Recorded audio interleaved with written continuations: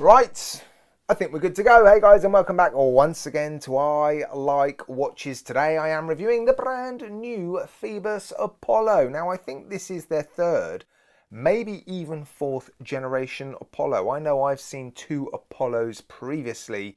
Little spoiler alert, I think this might be my favourite Apollo so far, and I'll go into a little bit more detail during the video. Now they have sent me this watch for free. I do also have an affiliate discount code, ILW. Gives you 10% off the .com website, but don't use it because, well, this watch hasn't launched yet.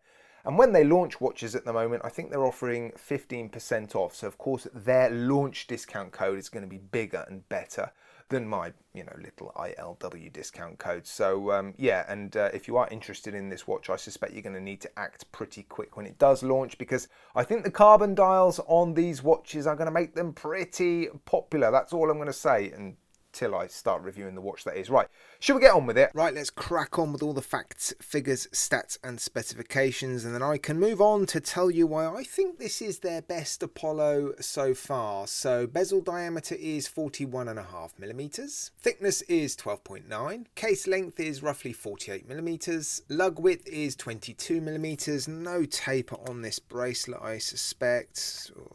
No taper on the bracelet, so back up to 25.5 at the clasp. Right, while the Diamond Selector 2 is warming up, let's give you the weight. For my 7¼ inch-ish wrist, it's 115 grams. That's pretty good, isn't it? And the crystal is definitely sapphire. It is flat sapphire crystal, and if I can get the right angle, you'll be able to see the subtle blue AR coating. Where are you? There you go. If you see at the top of the watch to my right hand side, just here, look, you can see that blue hue on the crystal. So there is 3 layers of blue AR coating on the underside of the crystal. And I've got to say, it definitely helps. Definitely helps. Watch is made of titanium. It's got a hardening coating on it. In fact, all of the titanium has a sort of hardened coating on it, which makes it even more resistant to scratches. The bezel insert is DLC coated titanium. It's brushed. It actually looks like ceramic, but it is DLC coated titanium. I've already shown you sapphire crystal. So yeah, a 300-meter diver with a screw-down case back, a screw-down crown made of titanium, weighing around 115 grams. That's pretty good, isn't it? Movement inside is the Miyota 9015, beats at 28,800 beats per hour, hacks and hand winds. It does have a unidirectional rotor, so it's free spinning in one direction. Occasionally you might hear it and feel it. It's definitely not as bad as the Miyota 8215. Yeah, it's a pretty decent movement actually, which is why this watch is potentially going to be one of their more expensive watches. They seem to have 2 price tiers, one for watches with NH35s, one for watches with the Miyota 9000 series, and yeah, this is one of those. Finishing on the watch is, yeah, pretty good, I've got to say. They are finishing watches very nicely. In fact, I think they always have, but they have produced a few watches recently where they've really shown off their ability to finish watches to a very high standard.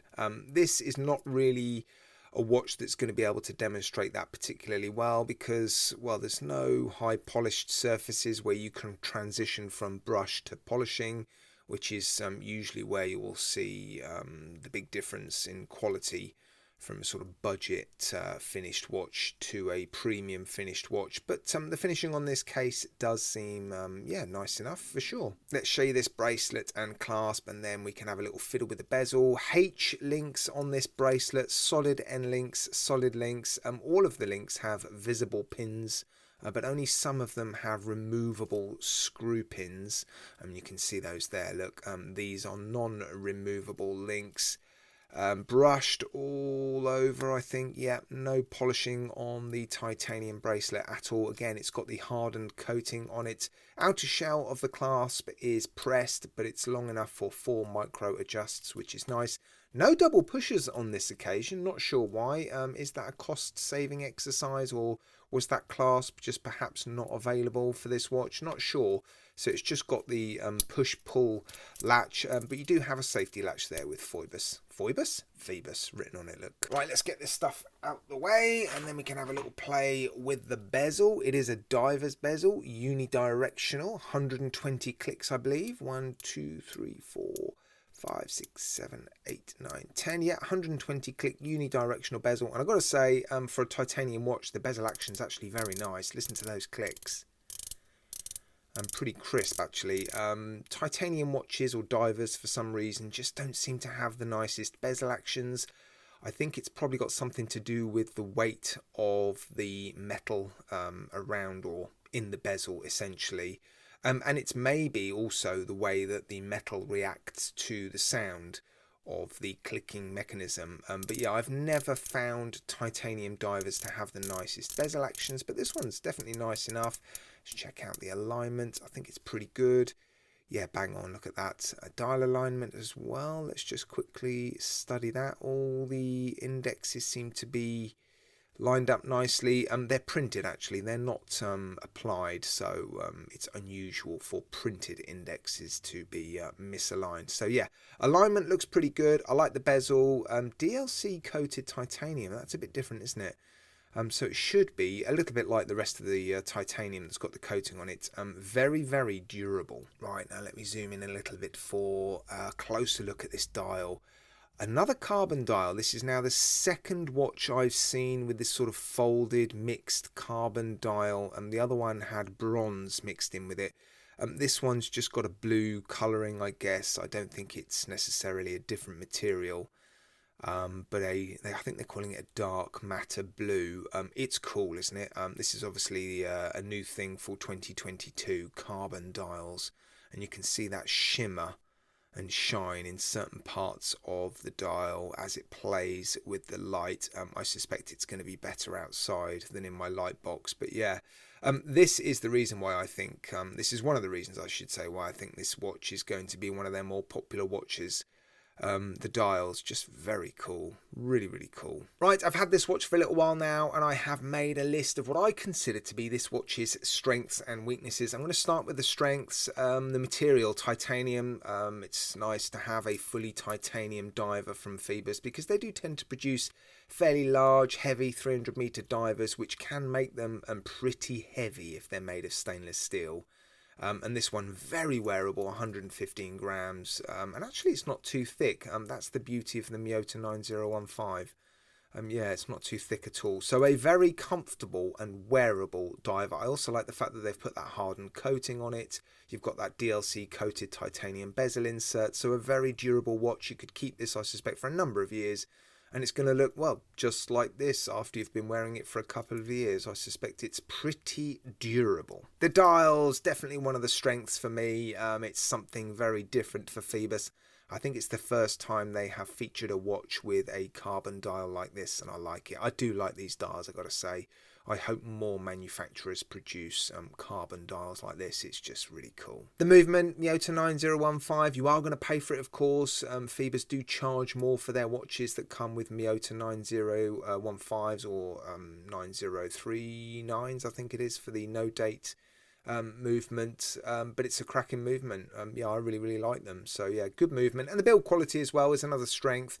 Like I've said already, not too much on this watch to demonstrate, you know, excellent build quality. But I'm not finding any quality control issues, and the fit and finish seems very nice. The bezel action's nice, the alignment's very, very good. So yeah, it is a very nicely finished watch. Couple of weaknesses, and I say this every time I seem to review a Phoibos diver. Chunky bracelet with no taper. Oh, why do they persist on making divers like this with no taper? It does make the watches a little bit more comfortable, I think. More so for stainless steel watches, because when you have a big 300-meter diver that weighs quite a bit, you want that weight to be distributed as evenly as possible around your wrist. So when you have a non-tapering 22mm wide stainless steel bracelet on those watches, definitely helps with comfort. But on this one, it just means you've ended up with a big, thick fat clasp, and I just don't like the way it looks. Nice bracelet, but just too fat. And fingerprints. I'm not sure whether it's the hardened coating, and I don't think it's coming through particularly well with my camera and this light box. But yeah, in preparation for this video and during the filming of this video, I am having to repeatedly wipe this titanium because, yeah, the moment you get a sort of greasy thumbprint on it, it looks really dirty and grubby. And the last one is legibility. Interesting hand design as well. Well, it's just the hands. Not convinced by the style of hands. Interesting design. Big fat minute hand at the end there, look. And that hour hand looks a little bit unusual. And the black finish on a fairly dark carbon dial means it's not particularly legible. I guess the saving grace is the fact that you've got huge surface areas of loom, which I guess helps with legibility, but actually seeing the structure of the hands is not that easy, is it? Right, let me now move on and tell you why I think this is their best Apollo, or my favourite Apollo watch that they've released. And it's basically because I think they've toned down some of the styling.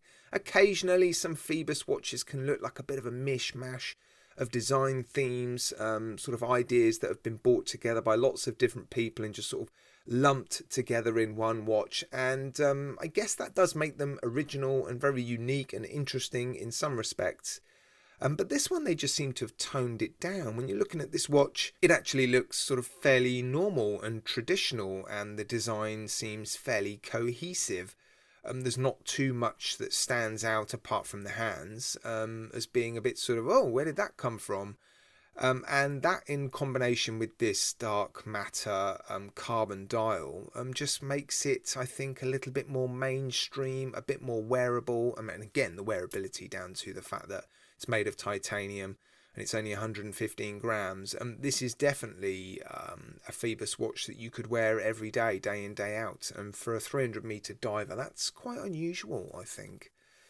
So yeah, the fact that they've just toned it down a little bit. I mean, even the case back look seems just fairly sort of standard and plain. No little space dude on this one, which, well, I don't think that's a bad thing, actually. The little space dude was interesting, but yeah, I think it wasn't needed, was it? You've got the Phoibos logo on the dial. That is their logo, essentially. So yeah, I think they've toned it down, and I think they've produced a watch that's probably going to appeal to more people. But what do you think, guys? Let me know in the comments section. I can't comment on value for money, unfortunately, because the prices haven't been released yet. So yeah, but I suspect it will be like their other watches, fairly priced. You know what you're getting with Phoibos watches, good build quality, decent movements.